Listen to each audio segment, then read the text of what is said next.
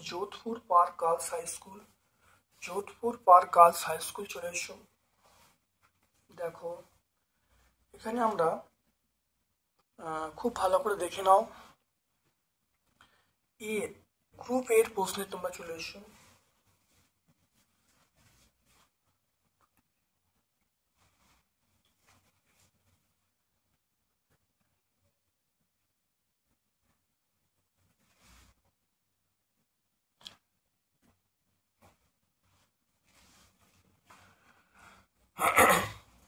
তাহলে একটি অবতল দর্পণের ফোকাস দূরত্ব বলা আছে 15 সেন্টিমিটার।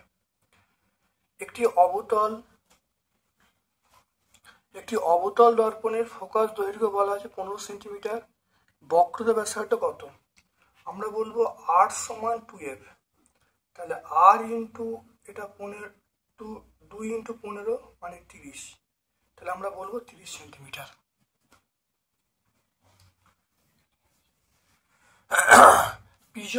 প্রিজমের মধ্য দিয়ে দেখে নাও, প্রিজমের মধ্য দিয়ে সাদা আলোর প্রতিসরণের কোন ধর্মের বিচ্যুতি সবচেয়ে বেশি? প্রিজমের মধ্য দিয়ে সাদা আলোর প্রতিসরণে কোন বর্ণের আলোর বিচ্যুতি সবচেয়ে বেশি?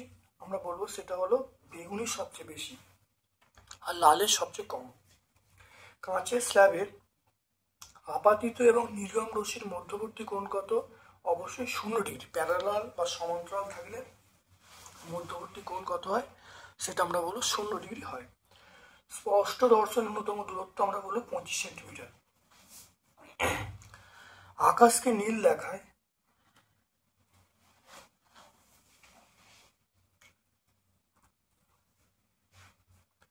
দেখে নাও, আকাশকে নীল দেখায় আলোর বিচ্ছুরণের জন্য। এরপর দেখো লম্ব আপতনের ক্ষেত্রে আপাতন কোণ এবং প্রতিসরণ কোণের মান কত? লম্ব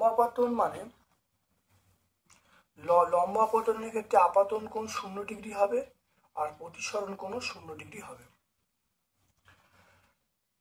লেন্সের মধ্য দিয়ে প্রতিসরণের পর 2 সেন্টিমিটার দৈর্ঘ্যের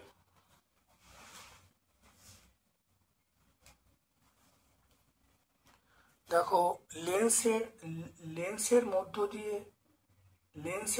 দিয়ে প্রতিসরণের পর 2 সেন্টিমিটার দৈর্ঘ্যের বস্তুর 8 সেমি প্রতিবিম্ব তৈরি হলো। বিবর্ধন কত?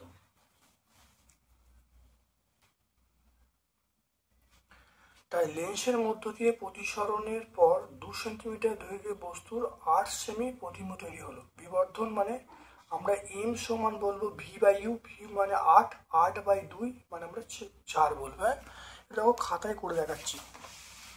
এখানে দুয়েরটা বিবর্ধন m সমান আমরা বলবো v/u।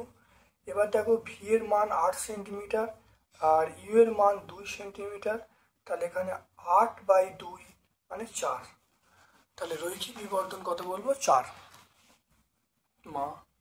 তারপরে খুব ভালো করে দেখে নাও, দীর্ঘদৃষ্টি বলতে কি বোঝো? কোন লেন্স ব্যবহার করে দূর করা হয়?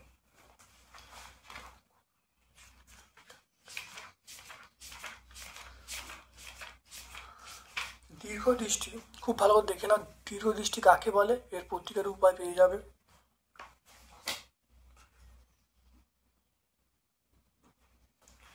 বিজ্ঞানী র্যালের বিক্ষেপণ সূত্র লেখো।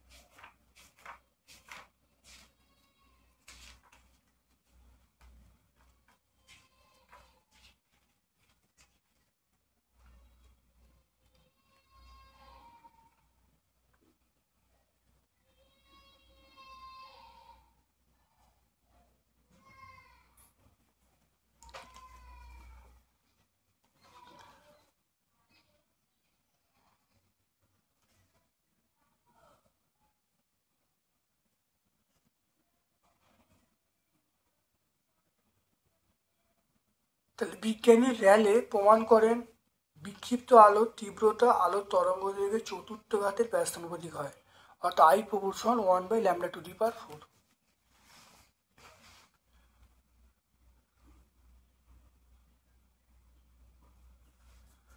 প্রতিসরণের দুটো সূত্র লিখতে বলছে।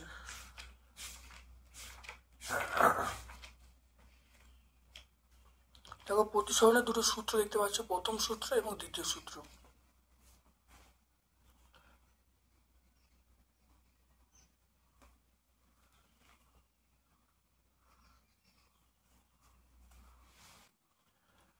তারপর দেখো অবতল দর্পণের সামনে অসৎ বিম্ব প্রতিবিম্ব কিভাবে গঠিত হয়। উত্তরটা আমরা পেয়ে যাবো, এখানে উত্তরটা ব্যাখ্যা করা আছে, খুব ভালো দেখে নেবে।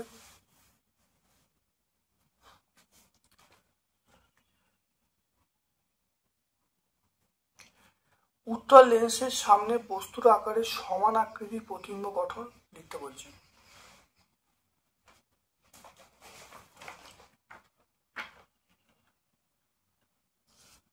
দেখে নাও সমান আকৃতির প্রতিবিম্ব গঠন, খুব ভালো দেখে নাও, এটা ব্যাখ্যা করে দেবে। এই ছবিটা আঁকবে, এখানে প্রতিবিম্ব সৎ হবে, আকার সাইজটা সমান হবে, অবশিষ্ট হবে।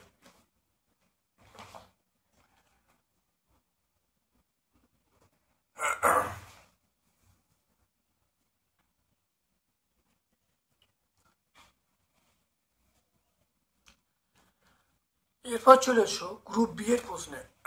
গ্রুপ বি এর প্রশ্নে চলে এসো, ক্ষার ধাতুগুলির সর্ববহিস্থ কক্ষে কটা ইলেকট্রন থাকে। ধাতুর সর্ববহিস্থ, যেহেতু যোজ্যতা 1, তাহলে সর্ববহিস্থ কক্ষে একটা ইলেকট্রন থাকে, আমরা বলবো একটা ইলেকট্রন। কোন নোবেল গ্যাস সর্ববহিস্থ দুটো ইলেকট্রন থাকে, দেখে নাও, এটা আমরা হিলিয়াম বলবো, হিলিয়াম।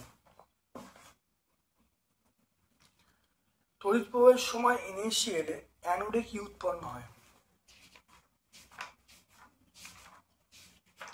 তড়িৎ প্রবাহের ফলে গলিত ইনিশিয়াল বিশ্লিষ্ট হয়ে অ্যানোডে কি উৎপন্ন করে।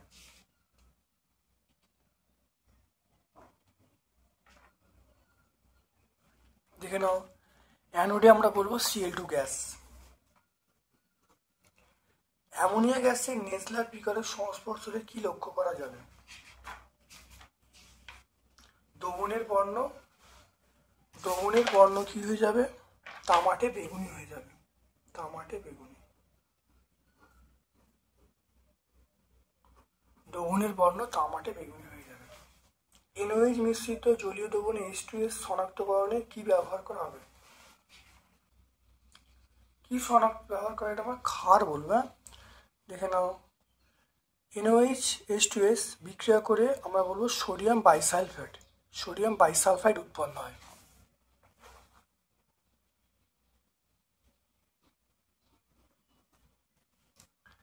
এরপর চলে এসো বিয়ের দাগের প্রশ্ন চলে এসো, ইউরিয়া শিল্প উৎপাদনে প্রয়োজনীয় তাপমাত্রা চাপের উল্লেখ করো এবং ইউরিয়া রাসায়নিক সংকেত লিখতে বলছে। ইউরিয়া শিল্প উৎপাদন আর ইউরিয়া যে রাসায়নিক সংকেত দেখতে পাচ্ছ, রাসায়নিক সংকেত এটা দেখতে এখানে পরিষ্কার সবকিছু আছে।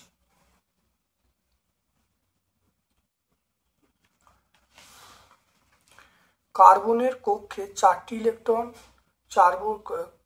কার্বনের যোজ্যতা কক্ষে 4টি ইলেকট্রন, অক্সিজেনের যোজ্যতা কক্ষে 6টি ইলেকট্রন আছে।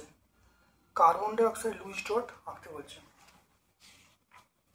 পেজ নাম্বার 109 আমরা পেয়ে যাব। তারপর দেখো 3 দাগের প্রশ্ন, তড়িৎ ঋণাত্মকতা পর্যায় শ্রেণী বরাবর কিভাবে পরিবর্তিত হয়। একটি তড়িৎ ঋণাত্মক মৌলের নাম এবং চিহ্ন লিখতে বলছে। দেখে নাও, পর্যায় বরাবর বাম থেকে ডানে গেলে বৃদ্ধি পাবে, ওপর থেকে নিচে নামলে হ্রাস পাবে। আর তড়িৎ ঋণাত্মকতা সবচেয়ে বেশি আমরা কি বলবো, ফ্লুরিন বলবো। সবচেয়ে বেশি আমরা বলবো ফ্লুরিন। আমরা ফ্লুরিন বলবো, যৌগের নাম ফ্লুরিন, সংকেতটা হলো F। আধুনিক পর্যায় সূত্রটা লিখতে বলছে, প্রথম এবং দ্বিতীয় পর্যায়ে মৌলের সংখ্যা কটা।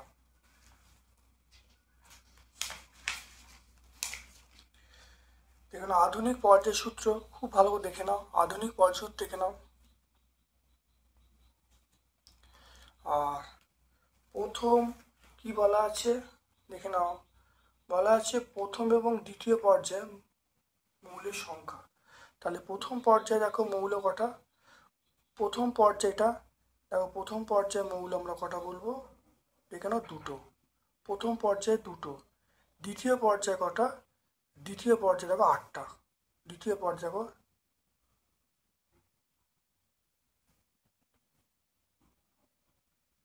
তাহলে প্রথম পর্যায়ে দুটো, দ্বিতীয় পর্যায়ে 8টা।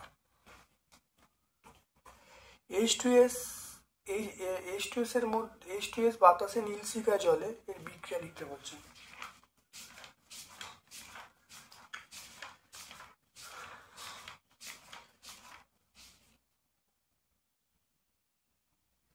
দেখো H2S হলো নীলে দাহ্য, দহনে সহায়ক নয়, এটি বাতাসে নীল শিখা জলে। তাহলে 2H2S প্লাস O2 সমান S প্লাস H2O, দেখে না ভালো করে। পেজ নাম্বার আমরা 123-এ পাবো। তারপরে দেখে নাও সিউ তড়িৎদ্বারের সাহায্যে সিউর উপর জলীয় দ্রবণে তড়িৎ বিশ্লেষণ করলে ক্যাথোড অ্যানোডে কি বিক্রিয়া ঘটে, বিক্রিয়াগুলো লিখতে বলছে। দেখে নাও সিউর উপর তড়িৎ বিশ্লেষণ, ক্যাথোডে এবং অ্যানোডে বিক্রিয়া লিখলে হয়ে যাবে। তাহলে পেজ নাম্বার আমরা 115-এ পাবো। লোহার ওপর সিলভার প্লেটিং করতে হলে অ্যানোড ক্যাথোড তড়িৎ হিসেবে কি কি ব্যবহার করবে। লোহার ওপরে সিলভার, দেখো লোহার ওপরে সিলভার বা রূপোর প্রলেপ দিতে হয়, তাই লোহাটাকে আমরা ধরবো ক্যাথোড, লোহাটাকে ধরবো ক্যাথোড, রূপোর পাত্রটাকে ধরবো অ্যানোড, যার ওপর দেবো সেটা ক্যাথোড, রূপোর পাত্রটাকে বা সিলভারকে ধরবো অ্যানোড, আর তড়িৎ বিশ্লেষক হিসেবে পটাশিয়াম আর্জেন্ট সায়ানাইড ব্যবহার করব। তাহলে এই পেজটা সম্পূর্ণ হয়ে গেল। আমার পক্ষ থেকে সকলকে ধন্যবাদ এবং শুভ কামনা জানাচ্ছি।